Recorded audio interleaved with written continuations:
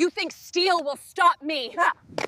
No, but gravity always collects debts. You think your little private road makes you exempt from community standards? Camille Waverly's voice sliced through the coastal air like steel scraping pavement. She stood there, manicured fingers gripping her clipboard like a weapon. Behind her, 2 board members hovered, silent, obedient, afraid to breathe without her permission. Her crimson blazer shimmered under the sun, sharp as her tone. The enforcer in crimson didn't flinch when I crouched by the asphalt's edge, brushing a hand across the freshly sealed blacktop I'd laid myself. "That's not just a road," I said evenly. "That's my property line. You've crossed it 3 times this week."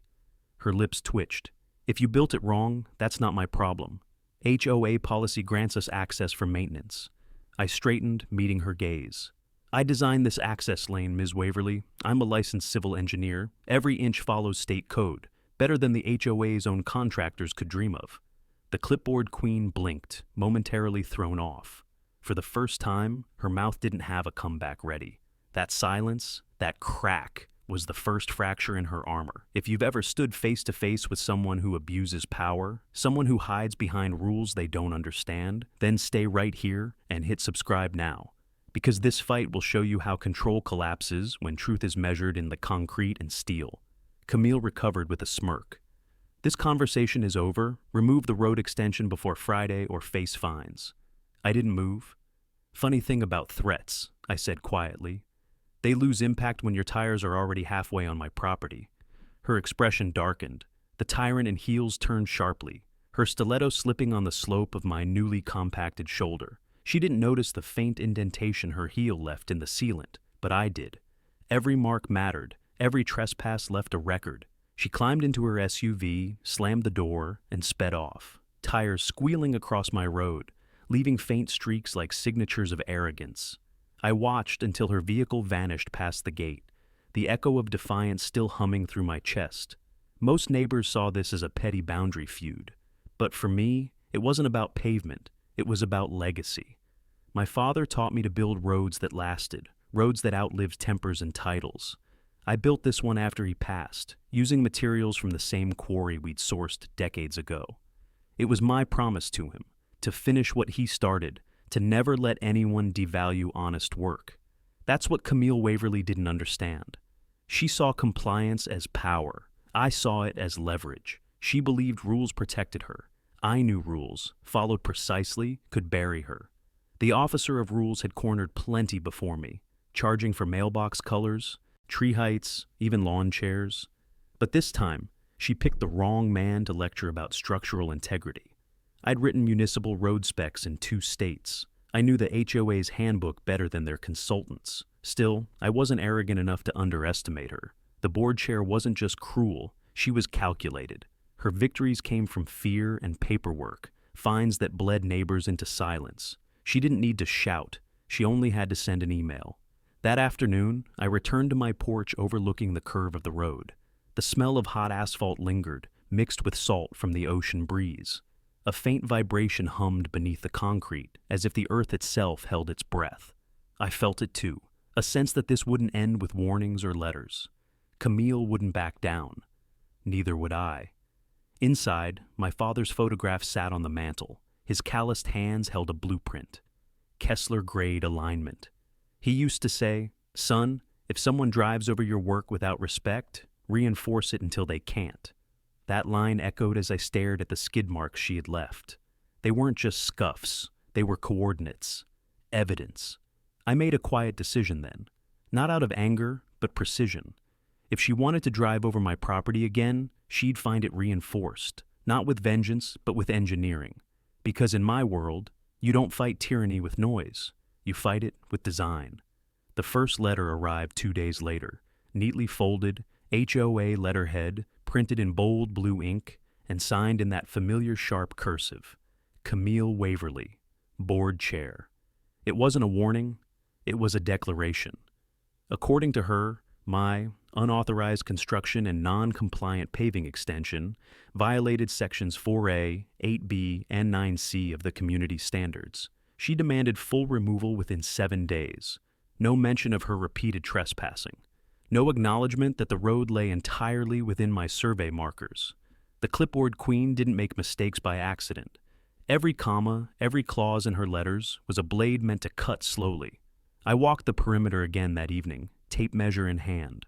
48 feet, exactly what the county permit allowed. I double-checked with the inspector before pouring the mix. Still, the enforcer in crimson wasn't fighting the asphalt. She was fighting me. Her war was psychological. First came the letter, then the whispers. By morning, half the neighborhood had heard that Damon Kessler built an illegal road.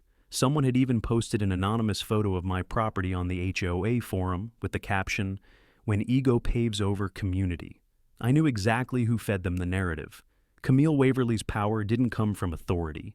It came from persuasion. She wore charm like perfume, sweet on the surface, toxic underneath. At meetings, she laughed with the retirees, complimented their gardens, and then quietly filed fines behind their backs. Her confidence came from repetition. No one ever fought back long enough to expose the pattern. But this time, I wasn't some panicked homeowner guessing my rights. I had blueprints, permits, digital records, proof she couldn't erase. That night, I spread every document across my dining table. The glow of my laptop reflected off metal rulers and old coffee mugs. I scrolled through archived HOA filings, zoning maps, and amendment notes. The officer of rules prided herself on enforcement, but she never expected anyone to read the fine print she hid behind. At 11 p.m., I found it, a buried clause in the HOA charter, Article 7B, granting road maintenance rights only to properties deeded under joint access. My property wasn't. Camille had no jurisdiction beyond her driveway. It wasn't just overreach, it was fraud. Still, I couldn't move yet. Timing mattered. In battles like this, the first one to swing loses control of the story. The next morning, I drove past the clubhouse. The board chair stood outside, greeting residents with that perfect politician's smile. Her blazer glowed crimson against the morning fog, clipboard in one hand, latte in the other. Her confidence said she still believed she owned the narrative. I rolled down my window. "Good morning, Ms. Waverly," I called out, calm as ever. She turned, her expression freezing for half a heartbeat, before her voice regained its sugary tone. "Mr. Kessler, enjoying the new road before it's gone?" "I don't remove what's legally sound," I replied. Her lips curled slightly. "You'll learn, Damon. In this neighborhood, legality depends on who signs the paperwork." It wasn't a threat. It was doctrine. Later that day, I saw her SUV again, parked diagonally across the entry, half on the pavement she despised. I took photos, each one time-stamped. Evidence again. The tyrant in heels didn't realize her arrogance was documenting itself. That night, the neighborhood lights reflected faintly across the new blacktop. I sat on my porch steps, listening to the distant ocean, the steady hum of insects, and the occasional crunch of gravel as someone drove by slower than usual. People were curious now, some sympathetic, others wary. The HOA's golden reputation had hairline cracks, and Camille could feel it. Power, after all, depends on perception, and perception was beginning to shift. I received a text from an unknown number just past midnight. "She's planning to push an emergency motion tomorrow. Be ready." No name, no details. But I didn't need them. Only one person inside the board could have sent that, someone conflicted enough to risk exposure. I leaned back, the glow from my phone fading into darkness, a quiet grin forming. The first fracture in Camille Waverly's foundation wasn't from me. It was from within her own circle. And that, I realized, was how tyranny begins to crumble. Not with confrontation, but with cracks that spread beneath polished shoes. Because sooner or later, even the enforcer in crimson steps too close to the edge. The following evening, the board convened inside the glass-walled community hall. The air smelled like disinfectant and control, Camille Waverly's preferred blend. She stood at the front, her posture perfect, red blazer unwrinkled, her clipboard tucked against her chest like a shield. The board chair didn't need a microphone. Her tone carried the weight of bureaucracy all on its own. "Before we begin," she said, eyes sweeping the crowd, "I'd like to address the ongoing issue regarding Mr. Kessler's road extension." Dozens of heads turned toward me. I could feel the pressure of her gaze before she even said my name. Camille smiled thinly. As your elected representative, it's my duty to maintain uniform standards. Mr. Kessler's construction, though visually impressive, was not approved under HOA protocols. We cannot allow individual modifications to threaten community cohesion. Her words sounded rehearsed, and the way she clutched that clipboard tighter than usual gave her away. Fear, buried deep but there. Across the room, I spotted someone fidgeting. Evan Brooks, the HOA treasurer. Mid-30s, quiet, the kind of man who avoided confrontation. But that night, his eyes kept flicking between me and the enforcer in crimson. His fingers tapped against the armrest like he was drumming out guilt.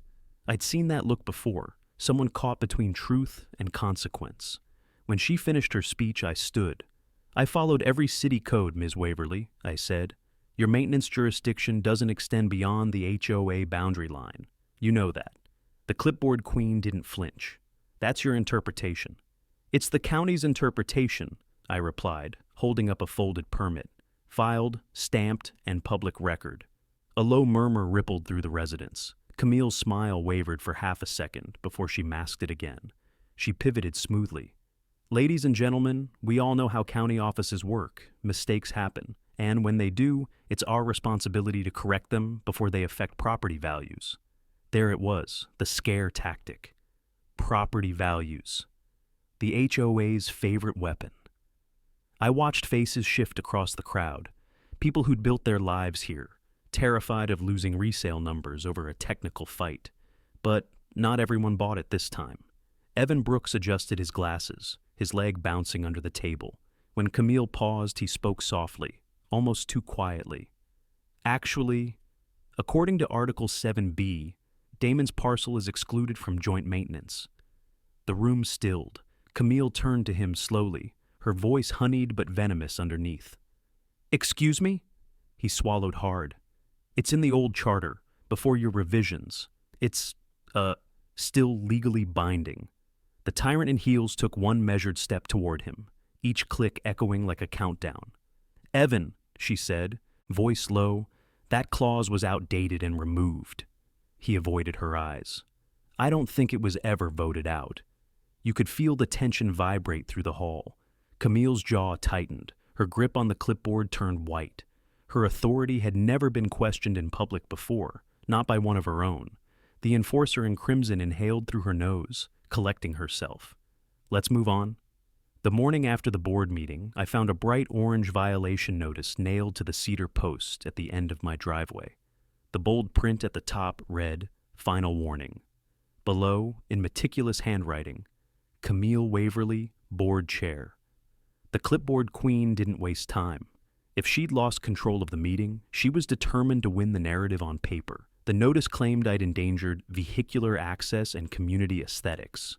A ridiculous accusation considering the road looked like something out of an Architectural Digest feature. But that was her tactic. Escalation through paperwork. I stood there for a moment, letting the ocean wind tug at the edge of the letter. The ink had already begun to bleed from the coastal humidity, smudging her signature like the truth she tried to control. I smiled faintly. Even her words couldn't withstand nature. Later that afternoon, while I was marking drainage lines along the edge of the asphalt, I noticed a shadow stretch across the pavement. I didn't need to look up to know who it belonged to. Still playing contractor, Mr. Kessler? The enforcer in crimson leaned against her silver SUV, heels tapping lightly against the curb. I kept my focus on the level in my hand. Still playing lawyer, Ms. Waverly?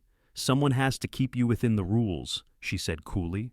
Your little engineering project has turned into a liability nightmare. Do you know what happens when people start questioning HOA leadership? Property values fall. People panic. It's my job to prevent that. I finally looked up. It's not your job to rewrite county maps. Her lips curved into that smug half-smile again. You think you've caught me with a technicality, but you forget. This neighborhood runs on perception, not policy. And perception is mine to manage. The tyrant in heels straightened, brushing a speck of imaginary dust from her sleeve. Her tone softened, but her words cut deeper. You're smart, Damon. Too smart to waste time fighting a losing battle. Take my advice, remove the road, pay the fine, and move on. I studied her face carefully. The confidence was still there, but her eyes darted once, just once, toward the corner of her clipboard. It wasn't a threat she was reading from. It was a reminder. "You're scared," I said quietly. Camille blinked. "Excuse me?" "You've overstepped. You know the charter clause Evan mentioned is real. And if anyone looks closer, you'll lose more than your position. You'll lose your reputation." Her smile returned, but her jaw tightened. "You underestimate how short this community's memory is. They forget. I rebuild." She turned on her heel and walked away, leaving the faint scent of perfume and control behind. That night, I sat on my porch again, reviewing my survey data. The numbers didn't lie. My property was clean, precise, and legally defined. But what caught my attention wasn't the property line. It was a drainage dip along the HOA's side of the road. Water had begun to pool there, softening the soil beneath their landscaping. Camille's contractors had compacted the fill too quickly during their last upgrade. It was a small error, one most people would miss, but I'd seen it dozens of times on failed job sites. All it would take was a few heavy rains before the weight of vehicles started sinking that side. The irony wasn't lost on me. As I documented the site, a pair of headlights pulled up across the street. Evan Brooks stepped out, glancing around nervously before walking toward me. "She's rewriting the minutes," he whispered. "The board vote from last night. It's gone. She replaced it with a motion saying your road was denied unanimously." I exhaled slowly. "She's doubling down." He nodded. "She's scared, but she won't stop. Not until you're out, or she is." I closed the survey folder, the faint sound of the ocean crashing in the distance. "Then I guess we find out which foundation holds first, hers or mine." Evan hesitated, his guilt written across his face. "You didn't hear this from me." "I didn't," I said, watching him retreat into the night. The officer of rules thought her power was permanent, but power built on falsified minutes and soft soil has one inevitable outcome. It sinks. And soon, Camille Waverly's empire would start to crack, not from defiance, but from the ground beneath her heels. By Friday morning, the neighborhood woke to chaos, not from me, but from the HOA's own handiwork. A section of the community walkway near the clubhouse had collapsed overnight, leaving a shallow dip lined with fractured soil and loose gravel. Nothing catastrophic, but symbolic enough. Camille Waverly arrived within minutes, heels clicking sharply against the pavement as she barked orders into her phone. The clipboard queen wore her signature crimson blazer, the color of warning signs and control. "Get maintenance down here now," she snapped, "and cordon this off before anyone sees." But people were already seeing. Neighbors stood nearby, whispering, filming quietly with their phones. For once, the enforcer in crimson wasn't directing a meeting. She was trying to contain one. From my porch, I watched her movements, calculating. The soil failure wasn't random. The same poor compaction I'd noticed near her side of the road had simply reached its natural conclusion. Gravity had done what petitions and arguments couldn't. It exposed the weakness beneath her authority. By mid-morning, she sent 2 men to inspect my road again, claiming she needed to ensure it hadn't caused adjacent instability. I followed them silently, arms folded, watching as they knelt and prodded at asphalt they didn't understand. When I stepped closer, one of them muttered, "This side's perfect, better than the HOA grade." Camille appeared behind them, smile brittle. "Thank you, gentlemen. That's enough for today." I met her gaze. "You're not investigating safety. You're looking for blame." She tilted her head slightly. "Perception is everything, Mr. Kessler. If residents believe your construction caused this, then it did." Her confidence infuriated me, not because she was wrong, but because she believed she could reshape reality itself with tone and posture. The tyrant in heels didn't need truth when she had performance. That evening, I went over my survey files again. Numbers never lied, but sometimes they needed translation, and I had a way to speak their language. Using my engineering software, I simulated the subsurface grading beneath both properties. The HOA's side showed hollow air pockets, clear signs of improper fill and lack of structural base. I stared at the 3D model glowing on my screen, the sinking zone forming right under Camille's section. The failure wasn't coming. It was already happening. But evidence alone wasn't enough. She'd twist facts until they fit her script. I needed something undeniable, something she couldn't edit or reframe. At dawn, I drove out to the county office. The senior inspector, a gruff man named Tom Greeley, had reviewed my permits months ago. I showed him the model, my measurements, and the HOA's original site plan. He frowned, leaning closer to the screen. They cut corners, he said finally. Used quick-dry composite instead of base gravel. That's illegal for a shared grade access. I nodded slowly. Tom Greeley leaned back in his chair, rubbing a hand across his jaw as he studied the report again. You're telling me the HOA signed off on this grading job? Camille Waverly herself, I said, sliding the stamped approval copy across his desk. She authorized the contractor. I've got the timestamp from the board vote minutes, well, the ones before she rewrote them. The county inspector exhaled sharply. She's in trouble if this checks out. That was all I needed to hear. I wasn't chasing vengeance. I was documenting negligence, the kind of evidence that turned authority into accountability. By the time I drove home, the coastal fog had rolled in thick, muting the world in silver gray light. When I reached my driveway, Camille's SUV was already there, parked half on my gravel shoulder again. The enforcer in crimson stood beside it, clipboard in hand, tapping her pen against the paper like a ticking clock. Mr. Kessler, she began smoothly, I hear you've been visiting the HOA county. Her tone wasn't surprised, it was prepared. The clipboard queen always had a script ready before the curtain rose. Inspectors review code violations, I said calmly, stepping past her. You might want to take that up with your contractor, not me. Her eyes narrowed. You think you're clever, don't you? You think a few numbers on a screen make you invincible. No, I replied, but they make you accountable. The tyrant in heels shifted her stance, voice dropping low. You're treading on dangerous ground, defamation, interference. If you keep pushing this, the board will vote for a lien on your property. I almost laughed. You'd need unanimous consent for that. And I don't think your treasurer's feeling too loyal these days. Her jaw tightened at the mention of Evan Brooks. She masked it quickly, but the damage was visible. For the first time, her control wasn't total. It was cracking like poorly mixed concrete. Camille straightened, regaining her icy composure. You're playing with fire, Damon, and you're going to get burned. I let a small smirk touch my lips. Funny thing about fire, it hardens steel. For a moment, silence hung between us, carried only by the wind and the sound of distant waves. Then she turned sharply, heels clicking like gunfire across my driveway as she climbed into her SUV. When she accelerated, her tires spun slightly in the damp gravel, sliding just enough for her to glance down at the uneven surface she'd ignored for months. By nightfall, rain began to fall in slow, deliberate sheets, soaking the soft soil where the HOA's side met mine. I watched from my workshop window as small rivulets carved channels through the fill. Each drop was a whisper of inevitability. Inside, I set up the time-lapse camera I'd installed days ago.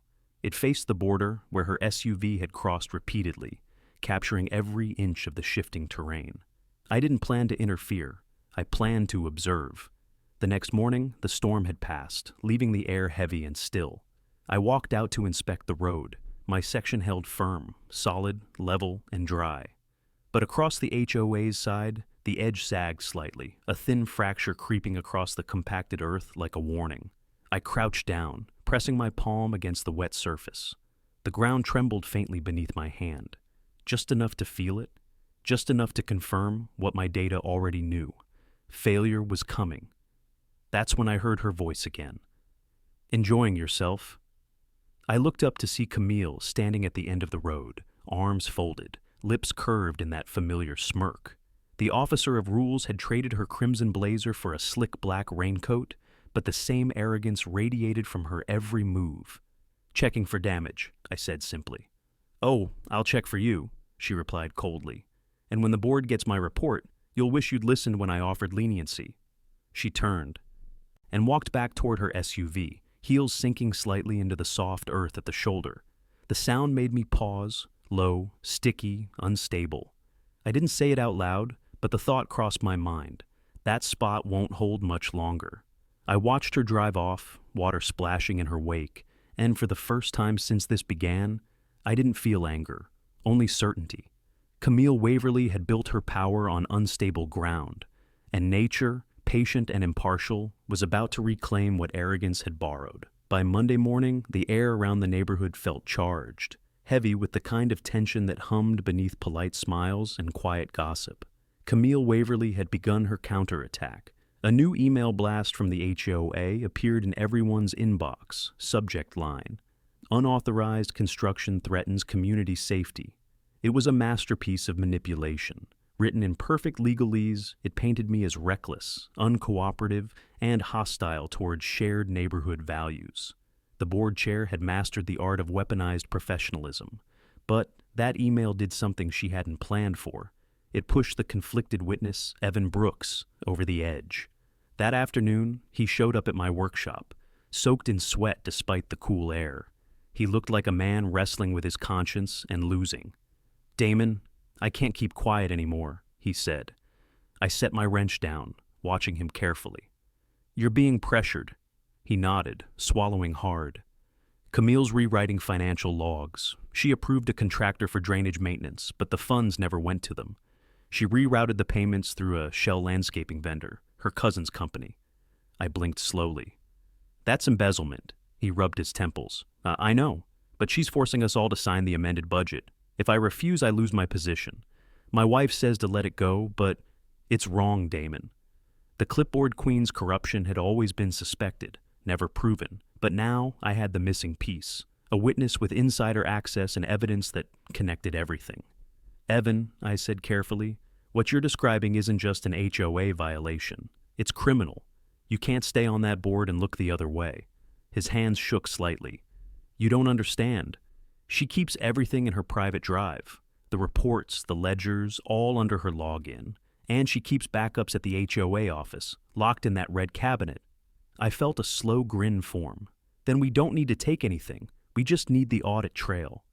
The enforcer in crimson didn't realize the irony. For someone obsessed with documentation, she'd left a trail longer than her own jurisdiction. That evening, I set my plan into motion. I called Tom Greeley, the county inspector, and told him about the discrepancies. He agreed to discreetly flag the HOA's maintenance records for review. Meanwhile, I gave Evan a simple task. "All I need you to do is log a correction into the meeting minutes, one that lists the road project as compliant with state survey records. No opinions, no accusations. Just factual correction. Once that's in the file, the board can't legally fine me without contradicting public record." He hesitated. "If she finds out—" "She will," I said plainly. "But by then, she'll already be too late." That night, I watched from my porch as the storm clouds gathered again, heavy, brooding, alive with thunder. The ocean wind carried a low groan through the coastal trees. Somewhere in the distance, Camille's SUV headlights cut through the darkness, turning into her driveway. She was working late, no doubt revising her control into more paperwork. I couldn't help but think how fragile that control really was, like glass stretched over mud. The tyrant in heels believed she could dictate the terrain, but nature didn't negotiate. At dawn, I walked down the slope to the property edge. The ground beneath her lane was visibly shifting now. The drainage dip had widened overnight, water cutting grooves beneath the surface. The faintest depression had formed where her SUV tires usually rested. When I crouched to inspect it, Evan appeared again, his voice hushed. "She called an emergency board meeting tonight. Says she's moving to terminate your membership and revoke your building privileges." I looked up at him, calm. "Good. That means she's running out of options." He frowned. "You're not worried?" I shook my head. "She's using fear as her last tool, but when the ground gives way, literally or otherwise, fear collapses faster than concrete." Evan looked uneasy, but I saw something shift in his eyes. Conviction. "I'll make sure that correction goes into the record," he said finally. "Do it before noon," I told him. "And Evan, keep the original timestamp." He nodded and walked off, leaving me alone with the sound of the ocean wind and the faint creak of settling earth. Camille Waverly was tightening her grip, but she didn't realize she was holding on to sand. Every threat, every lie, every fake vote, it all sat on unstable ground. And now, for the first time, the officer of rules had no idea the collapse she feared most wouldn't be political. It would be geological. That night, the storm returned with a vengeance. Wind howled across the coast, bending trees and rattling shutters like the sky itself had decided to weigh in on the battle between me and Camille Waverly. Rain hammered the roofs and poured down the hill in glittering streams, carving deep channels into the earth, each drop rewriting the boundaries between her property and mine. By morning, half the neighborhood was out inspecting the aftermath. The board chair arrived in her SUV, headlights slicing through the mist. She stepped out, crimson blazer perfectly dry under her umbrella, clipboard already in hand. The enforcer. In crimson was unshaken. At least, that's what she wanted people to believe. Her eyes locked on me as she crossed the muddy street. "I warned you," she said coldly. "Your modifications disrupted runoff.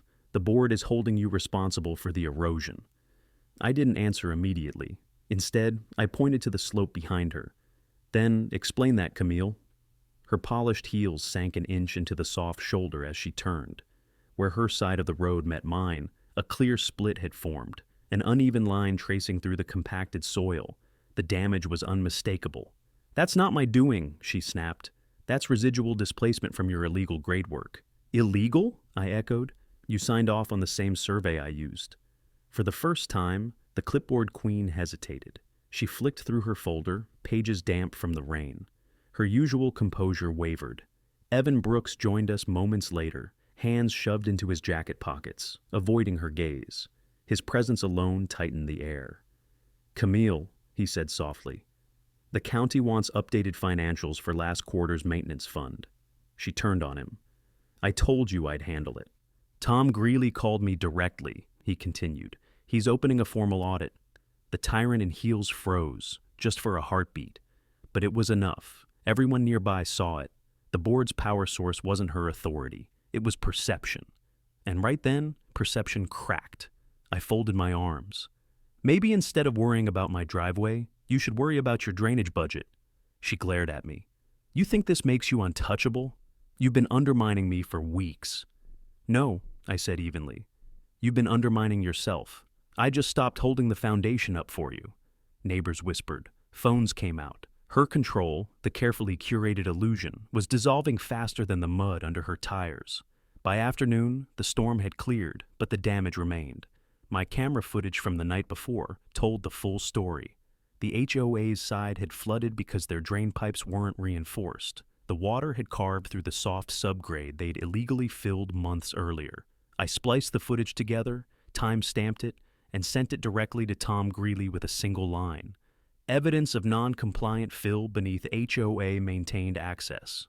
The next morning, I found the county inspection notice pinned to the HOA's bulletin board. Camille Waverly stood in front of it, reading, her knuckles white against the paper. The officer of rules was now the one under review.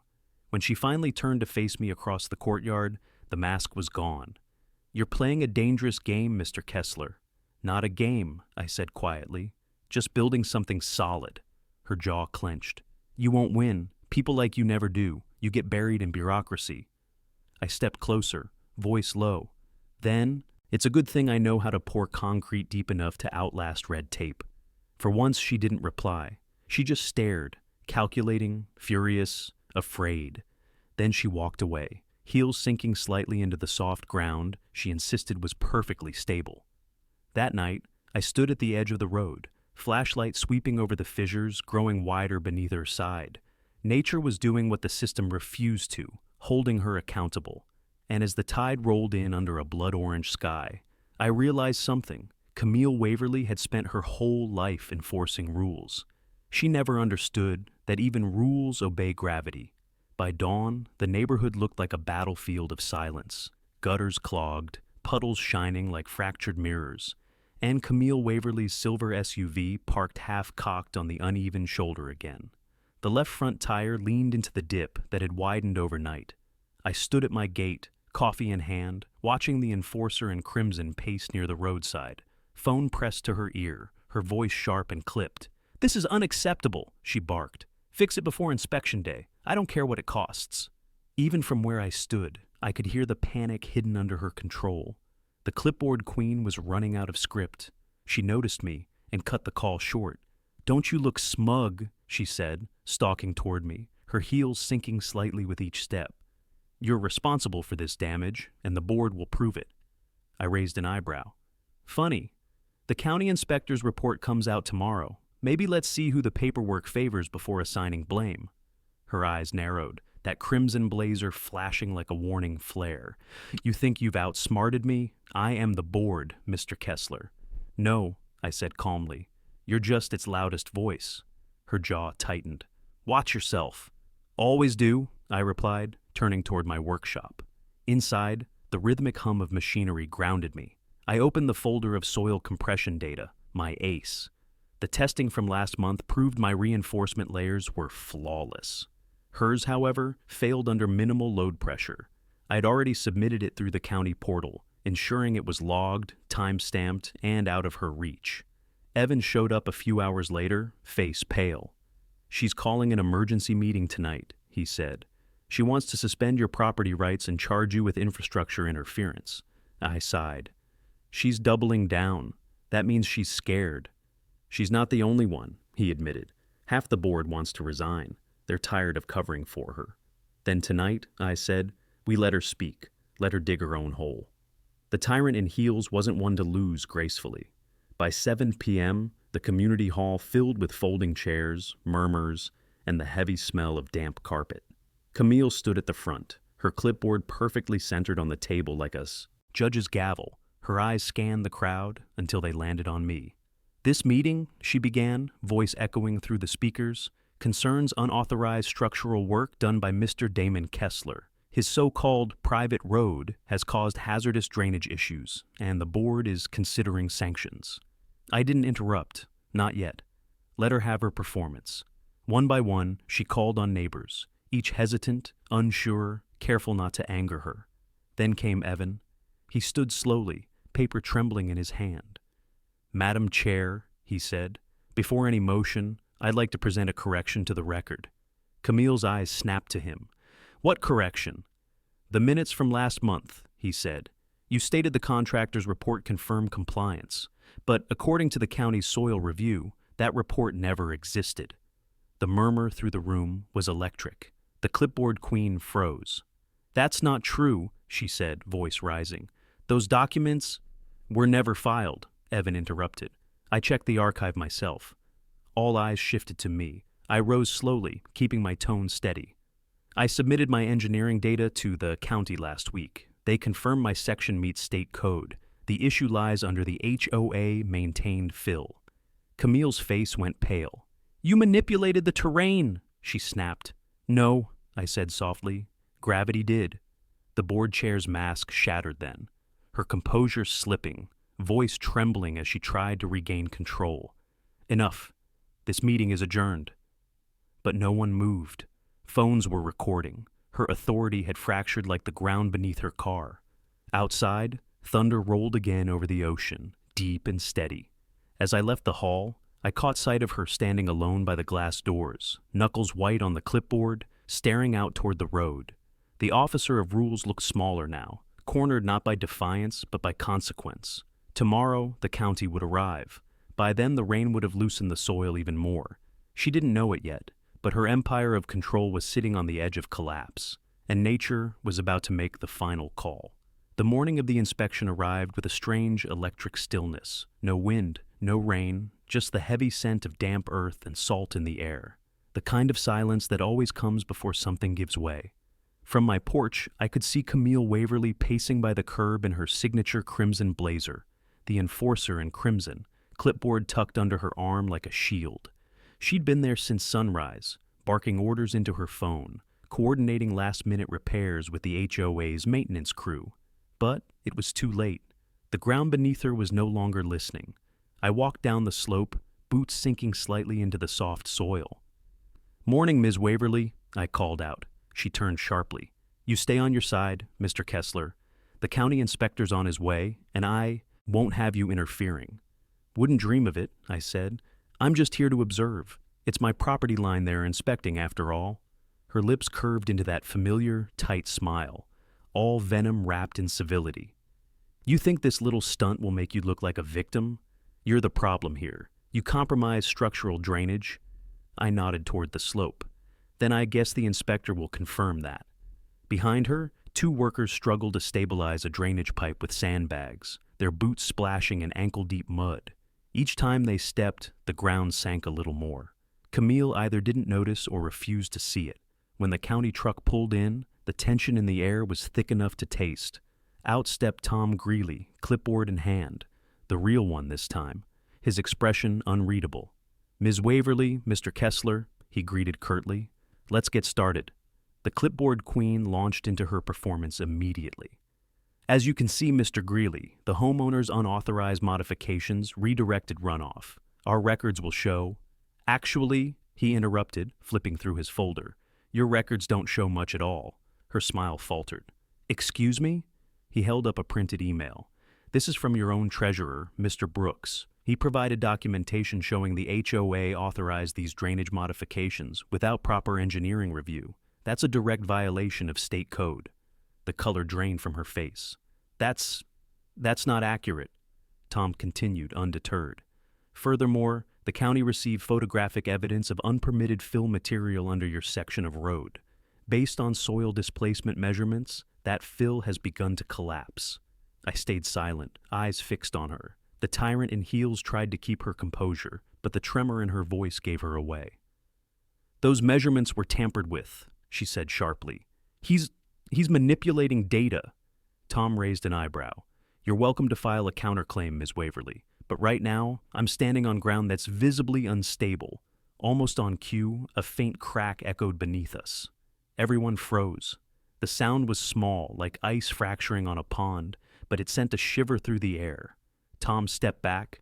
"We need to move off this section, now." But Camille didn't move. "This is absurd," she snapped. "I've worked too hard to let some—" Her heel sank suddenly. Not deep, just an inch, but enough to make her gasp. The officer of rules glanced down in horror as a thin fissure split the surface beneath her tires, spreading in a slow, deliberate arc toward the SUV parked behind her. "Camille!" Evan shouted from the porch. "Back up!"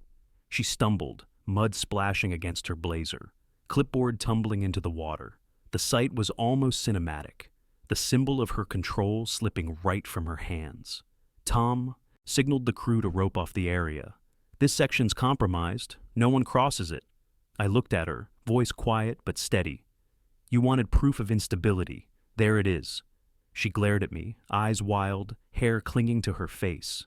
"You did this," she hissed. "You planned this whole thing." I shook my head. "No, Camille. You built this. When you cut corners, when you lied to your neighbors, when you ignored every warning. The ground's just finally catching up to you." She opened her mouth to reply, but the words never came. The sound of shifting earth swallowed everything. A low, groaning rumble that made everyone instinctively step back. The inspector raised his hand. "We're shutting this down immediately." As the crew marked the danger zone with bright orange flags, Camille stood trembling on the edge, mud creeping up her shoes, her empire of order dissolving into chaos. And for the first time since this war began, I didn't feel anger, just inevitability. Because you can fight men, manipulate systems, and rewrite minutes, but you can't bargain with gravity. By the next morning, the entire neighborhood buzzed with whispers. Photos of the damaged road had already made their way into the local community group. Bright orange cones, yellow caution tape, and Camille Waverly's SUV tilted awkwardly near the fenced-off edge. The board chair tried to spin the story before the truth settled, emailing everyone a carefully worded clarification about temporary ground instability. But the residents weren't buying it anymore. When the emergency HOA meeting was called that evening, the community hall was packed. Not with quiet compliance this time, but with murmuring defiance. Folding chairs lined every wall, and even the back window ledges filled with people craning for a view. The clipboard queen stood at the front table, hair tied tighter than ever, her crimson blazer immaculate, as if she could still press order into existence by sheer will. I walked in and felt dozens of eyes turn. Neighbors nodded in quiet support. They'd seen the video, the one Evan posted that morning showing the inspection footage. It was all there, the sinking soil, the cracks widening, Camille's denials echoing over the sound of collapsing ground. She started the meeting with her usual authority. "Let's get one thing clear," she said into the microphone, her tone polished but brittle. "The online narrative being spread about me and this board is false. The video has been taken out of context." A few uneasy chuckles rippled through the crowd. Evan, sitting at the end of the table, didn't look up. Context doesn't change physics, Camille. The enforcer in crimson glared at him. Mr. Brooks, unless you have something productive to add, I'll ask you to remain silent. That was the wrong move. You could feel the room stiffen, the same tension that had been building for months. I stood. With respect, I said calmly. He's not the only one who deserves to speak. Her eyes locked on mine. You're not on the agenda. Neither was the inspection, I said, and the room reacted, gasps, low voices, the collective realization that this time, the script had flipped. Camille's hand tightened around her microphone. You're trying to humiliate me in front of my community. Your community? I repeated, letting the words hang. These people pay dues. You just collect signatures. The tyrant in heels stepped out from behind the table, pacing slowly toward the front of the room. You think you've won something because the ground shifted? She said, voice trembling but defiant. It was a storm, Mr. Kessler. Nature doesn't care about your ego. Exactly, I said quietly. Nature doesn't care about power either. Evan rose beside me. Camille, he said, you've been falsifying maintenance reports for months. The counties confirmed the discrepancies. The money meant for road reinforcement went to administrative bonuses. Your signatures on everyone. The clipboard queen froze mid-step. Murmurs swelled into an audible wave. Someone shouted, Is that true? Another voice. We trusted you, Camille. She turned sharply, panic flickering behind her composure. Those funds were reallocated legally, she snapped. You don't understand how complicated this job is. I took a slow step forward. No, I think everyone here understands perfectly. You built a system where no one could question you. But when the foundation cracked, both literally and morally, you blamed everyone else. The board chair's breathing quickened. You're finished here, she spat. I'll have you fined, sued. Tom Greeley, standing near the door, interrupted in a calm, official tone. Actually, Ms. Waverly, as of this afternoon, your development permit and financial authority are suspended pending investigation. The county's taken over your case. Silence. Even the air seemed to pause. Her face went pale, crimson blazer trembling with every breath. The officer of rules looked around the room, at her neighbors, her allies, her victims, and found no one meeting her gaze. She dropped the microphone. The metallic clang echoed through the hall like the final gavel. As she turned toward the exit, her heels clicked unevenly on the linoleum floor, the rhythm of a dethroned ruler. I didn't stop her. I didn't need to. The crowd parted on its own, not out of respect, but exhaustion. Outside, rain began to fall again, soft, steady, cleansing. The storm had come full circle. Evan stood beside me. You think she'll fight back? I shook my head. She's already drowning in her own paperwork. The enforcer in crimson disappeared into the dark, and for the first time in months the hall erupted, not with applause, but relief, because control had finally collapsed under its own weight. The storm didn't stop that night, it only changed direction. Sheets of rain blurred the windows as I stood on my porch, watching the water carve new paths down the freshly marked slopes. The orange cone still glowed faintly under the floodlights, reflecting off the slick surface where Camille Waverly's SUV had once sat. The ground looked calmer now, but everyone in the neighborhood knew it was still shifting underneath. By dawn, the community had gathered again, this time not out of anger or fear, but curiosity.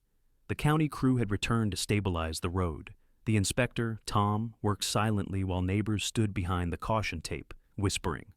Even without her presence, Camille's name lingered in every sentence. Did you hear she resigned? I heard the state's investigating her accounts. She was unstoppable until the road stopped her. The clipboard queen's house sat dark across the street, blinds drawn tight. The crimson flag that once hung proudly from her porch railing now drooped, waterlogged and colorless. Evan joined me near the barricade, his hands stuffed into his jacket pockets. You know, he said, she called me last night. I turned. Camille did? He nodded slowly. Voicemail. Said she didn't mean for it to go this far. Said she just wanted control, because control was the only thing keeping her from falling apart. For a moment, I didn't know what to say. The tyrant in heels, stripped of her armor, had finally admitted what power really was to her, a disguise for fear. She built a whole system to avoid collapse, I said quietly, and became the collapse instead. Evan exhaled, the rain misting around him. She asked if the road could be fixed. It can, I said. But the foundation has to be replaced. Same goes for the board. By midday, the county crew finished their inspection. Tom approached me, clipboard tucked under his arm. "We've reviewed everything," he said. "Your reinforcement work was textbook perfect. HOA's section failed from improper subgrade compaction. That's officially on record." "Meaning?" I asked. "Meaning you're cleared," he said with a faint smile.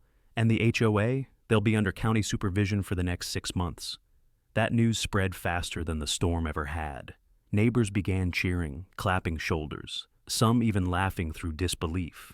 For the first time in years, people weren't whispering in fear of the board. They were speaking freely. The officer of rules had lost her kingdom, and the community had found its voice. That evening, the rain finally stopped. The clouds parted just enough to let a beam of sunset break through, glinting across the wet road like gold. I stepped off the porch, boots sinking into soft gravel, and walked toward the repaired section. It wasn't perfect yet, but it would hold. Near the edge, I noticed something half buried in the mud. Camille's old clipboard, warped and water-stained, the metal clasp rusted shut. I picked it up and wiped it clean. Inside, the papers had fused together, meeting minutes, violation notices, signatures, all meaningless now. For a second, I almost felt sorry for her. Almost. Because power, I realized, doesn't vanish when you lose control. It transfers. And now, it belonged to the people who'd been silent for too long. I placed the clipboard on the barricade and looked toward the horizon where the ocean shimmered faintly beyond the dunes. My father's voice echoed in the back of my mind, calm and steady. If they drive over your work without respect, reinforce it until they can't. That lesson had outlasted every threat, every fine, every rule book she threw at me. I reinforced the road, yes, but more than that, I reinforced something deeper. The idea that truth, when built correctly, can carry weight no tyrant can crush. As the last of the workers packed up, I turned to Evan. "You sticking around for the new election next week?" He smiled faintly. "Yeah, thinking of running for chair." "Then make it count," I said. "Build something that lasts." He looked back toward the barricade, where Camille's clipboard still sat under the fading light. "You know," he said, "for someone obsessed with control, she sure left a lot undone." I nodded. "That's the thing about control. It's not meant to last. It's meant to teach." We stood there in silence as dust settled. The storm had passed, but the air still hummed with aftermath, the kind that changes people, not just landscapes. And if you've ever stood against someone who thought they owned you, who believed fear could pave over your worth, remember this. Integrity doesn't crack under pressure. It hardens. If you want more stories of homeowners standing up to HOA tyranny, hit subscribe right now, share your story in the comments, and let me know where you're watching from. Because sometimes justice doesn't roar. Sometimes it just waits, patient as concrete, until the ground beneath arrogance finally gives way.